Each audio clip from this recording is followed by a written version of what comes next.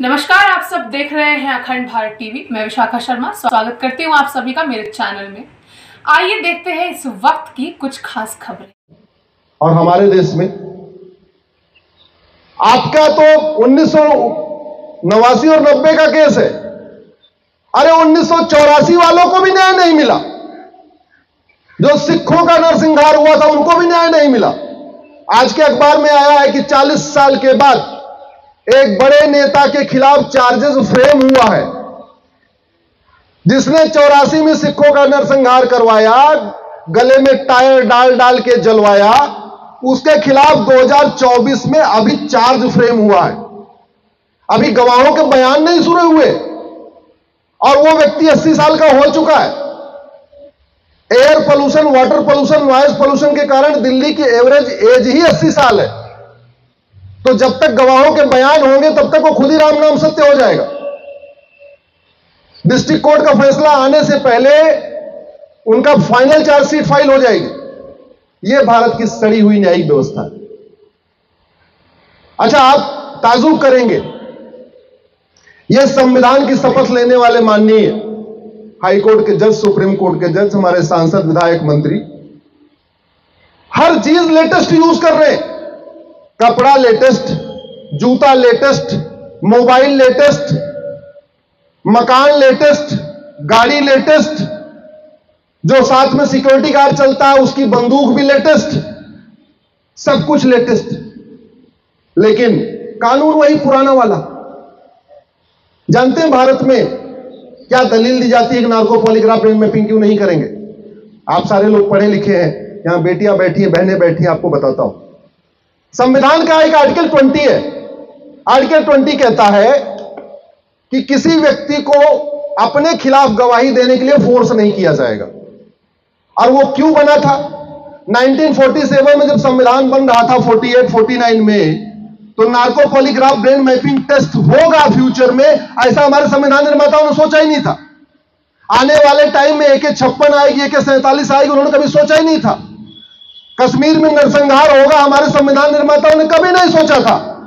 हमारे संविधान निर्माताओं ने सोचा था मजहब के आधार पर विभाजन हो गया है, अब जो भारत में बचे हैं ये सुरक्षित रहेंगे, अब इनको कुछ फर्क नहीं होगा।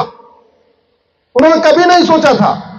आर्टिकल 20 में उन्होंने कहा कि भाई, चूंकि पुलिस कई बार लोगों को टॉर्चर करती है, 3rd डिग्री देती है, उल्टा टांग देती है और अपना अपराध कबूल करवा लेती है, वो ना होने पाए, इसलिए आर्टिकल 20 में कहा कि कोई व्यक्ति अपने खिलाफ गवाही नहीं दे पाएगा। लेकिन यह थोड़ी कहा था कि आप नार्को पॉलीग्राफ टेस्ट ही नहीं करोगे, सच उगलवाने के लिए लेटेस्ट टेक्नोलॉजी यूज नहीं करोगे। मेरे हाथ में ये अमेरिका का फेडरल पिनल कोड है। मैं कैलकुलेट कर रहा था कि जैसे कश्मीर में नरसंहार हुआ, अगर यह नरसंहार अमेरिका में हुआ होता तो क्या होता? अगर यह नरसंहार अमेरिका में हुआ होता, वहां के क्रिश्चियंस का नरसंहार हुआ होता, तो एक एक हत्यारे को लगभग 2500 साल सजा होती। 2500 साल की सजा।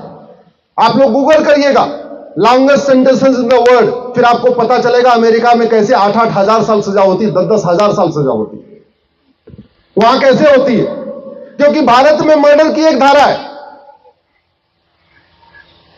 कैसे भी मार दो, गाड़ी से कुचल के मार दो, गला दबा के मार दो, 1 गोली मार दो, 100 गोली मार दो, टुकड़े टुकड़े करको मार दो, बहन गिरजा टिक्कू के तरीके से मारो, कैसा भी मारो, धारा 302 आजीवन कारावास।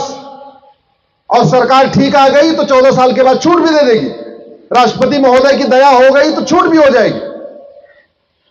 अमेरिका में मर्डर की 10 धारा है। किलिंग अलग, मर्डर अलग, बुचरिंग अलग, मैनस्लॉटर अलग, हेट क्राइम अलग, जेनोसाइड अलग। इसमें 10 धाराएं हैं। तो जज साहब चाह के भी किसी के ऊपर दया नहीं कर सकते। दिग्गज से दिग्गज, बड़ा से बड़ा वकील आ जाए, लेकिन चूंकि उसमें कानून में लिखा हुआ हेट क्राइम की इतनी सजा है, आप उसको छोड़ नहीं सकते। जिन लोगों ने कश्मीर में नरसंहार किया, अगर अमेरिका में करते, नो बेल, नो पैरोल, 6 महीने के अंदर सजा और कम से कम 2500 साल सजा। जिन लोगों ने कश्मीर में नरसंहार किया उनका गुनाह हेट क्राइम में आएगा, जेनोसाइड में आएगा। चैप्टर नंबर 50 अमेरिका का federal penal code, chapter number 50 में 10-10 लाख डॉलर का जुर्माना है। इसका मतलब जिन लोगों ने कश्मीर में हत्या किया उनका मकान बेच के, उनका घर बेच के उनसे 10 लाख डॉलर वसूला जाता। भारत की नजर, भारत अगर रुपए में कन्वर्ट करिए तो 8 करोड़ रुपए, यानी सारे हत्यारों से 8-8 करोड़ वसूला जाता और 8-8 करोड़ वसूल के आपको दे दिया जाता जिसके परिवार को उन्होंने मारा था। इसको बोलते हैं कानून का खौफ, इसको बोलते। और इसीलिए जो कुछ भारत में होता है ये पूरी दुनिया में नहीं होता। भारत की कोई भी समस्या वर्ल्ड वाइड नहीं है, भारत की कोई भी समस्या लाइलाज नहीं है। और बीमारी, डॉक्टर बदलने से बीमारी ठीक नहीं होती, याद रखिएगा। बीमारी ठीक होती है दवाई बदलने से। 1989 के बाद, टिक्कालाल टपलू जी की हत्या के बाद कितने सुप्रीम कोर्ट में जज आए और चले गए, कितने हाई कोर्ट में जज आए और चले गए, कितने राष्ट्रपति बने और चले गए, कितने लोग प्राइम मिनिस्टर बने और चले गए। न्याय मिला क्या आपको? जोर से बोलिए, न्याय मिला क्या? हां, क्यों? क्योंकि डॉक्टर तो बदलते रहे, दवाई नहीं बदली।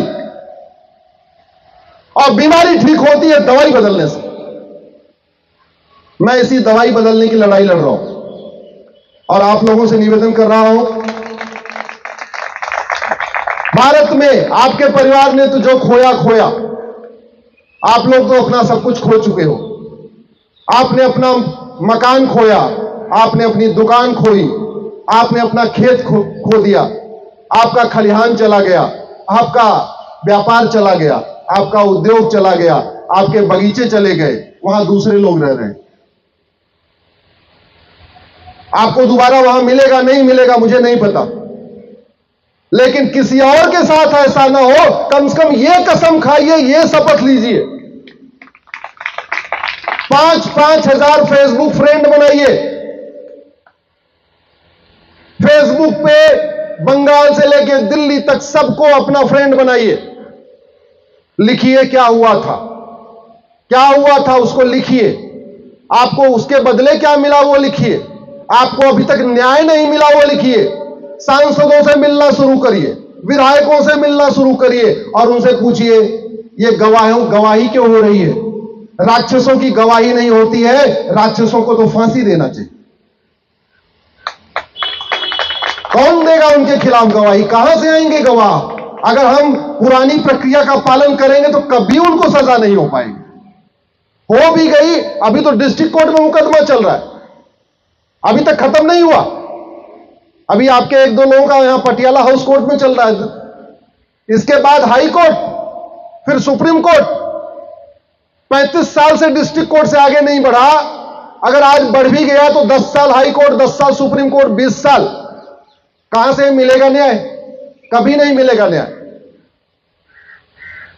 इसलिए मैं आप लोगों को निवेदन करता हूं, पुलिस रिफॉर्म की मांग करिए, जुडिशियल रिफॉर्म की मांग करिए, सिटीजनशिप बदलने की मांग करिए। जो भारत को नहीं मानता, भारत की संस्कृति को नहीं मानता, भारत की परंपरा को नहीं मानता, भारत से नफरत करता है, जिसको वंदे मातरम बोलने से दिक्कत है, ऐसे लोगों की नागरिकता खत्म होनी चाहिए।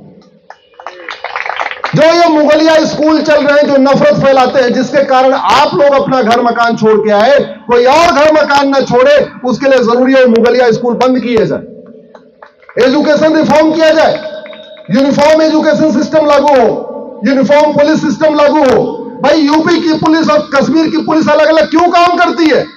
वेतन तो दोनों को जनता की रक्षा के लिए मिलता है। फिर कश्मीर की पुलिस बुलडोजर क्यों नहीं चलाती, यूपी की पुलिस बुलडोजर क्यों चलाती है? अगर बुलडोजर चलाना ठीक है तो कश्मीर में भी चलना चाहिए, केरल में भी चलना चाहिए, बंगाल में भी चलना चाहिए। मैं आप लोगों से यह कह सकता हूं, मैं आपके परिवार को वापस नहीं ला सकता। मुझे नहीं पता आपके परिवार को दोबारा न्याय मिल पाएगा कि नहीं, लेकिन मैं तो कहता हूं, अगर हम सब लोग मिलके एक प्रण ले लें, अब हम नया कानून बनवाएंगे, ऐसा कानून बनवाएंगे जिससे खौफ पैदा हो। क्योंकि भारत में खौफ नहीं है, किसी भी चीज का खौफ नहीं है। खौफ पैदा हो, उसके लिए कोई लागत भी नहीं आएगी। पुलिस रिफॉर्म की कोई लागत नहीं है, जुडिशियल रिफॉर्म की कोई लागत नहीं है, एडमिनिस्ट्रेटिव रिफॉर्म की कोई लागत नहीं है, यूनिफॉर्म एजुकेशन सिस्टम लागू करने की कोई लागत नहीं है। और भारत का संविधान, किसी भी देश का संविधान वहां की संस्कृति के लिए होता है, वहां की परंपरा के लिए होता है, वहां के लोगों के लिए होता है। आपने अगर बंदूक नहीं उठाया तो आपको बंदूक उठाने के लिए मजबूर नहीं करना चाहिए सरकार को। यह सरकार की ड्यूटी है कि जिन लोगों ने बंदूक उठाया उनकी बंदूक से उन्हीं को उनका वध किया जाए। यह सरकार की ड्यूटी है, आपकी नहीं है। अधर्म का नाश करना समाज का काम नहीं है, धर्म की जय करना समाज का काम है। अधर्म का नाश करने के लिए पुलिस बनी है, प्रशासन बना हुआ है, डीएम है, कलेक्टर है, थानेदार हैं, पेशकार हैं, तहसीलदार हैं, एडीएम हैं, ये सारे अधर्म का नाश करने के लिए बने हुए। इसी के साथ मैं अपनी बात खत्म कर रहा हूं। मेरे साथ जोर से बोलिए, धर्म की, अधर्म का, प्राणियों में विश्व का। मैं आगे आगे कुछ बोलूंगा, आप लोग खड़े होके दोनों हाथ मुट्ठी में भर के बोलिए, हमें चाहिए आजादी। गुलामी के नाम से, और जोर जोर आपकी आवाज सुप्रीम कोर्ट और संसद तक पहुंचनी चाहिए। दोनों आसपास ही है, माइक पे बोलेंगे। हाँ माइक पे बोलिए, हाँ उधर ले जाइए, उधर ले जाइए, पास में ले जाइए। गुलामी के नाम से, गुलामी के निशान से, गुलामी की कुरीतियों से, गुलामी की पुलिस व्यवस्था से, गुलामी की न्यायिक व्यवस्था से, गुलामी की प्रशासनिक व्यवस्था से, गुलामी के स्कूलों से, गुलामी की शिक्षा व्यवस्था से। बोले भारत माता की, भारत माता की, भारत माता की। ऐसी ही और वीडियो को देखने के लिए चैनल को सब्सक्राइब कीजिए, वीडियो को लाइक कीजिए, कमेंट कीजिए और शेयर कीजिए। धन्यवाद।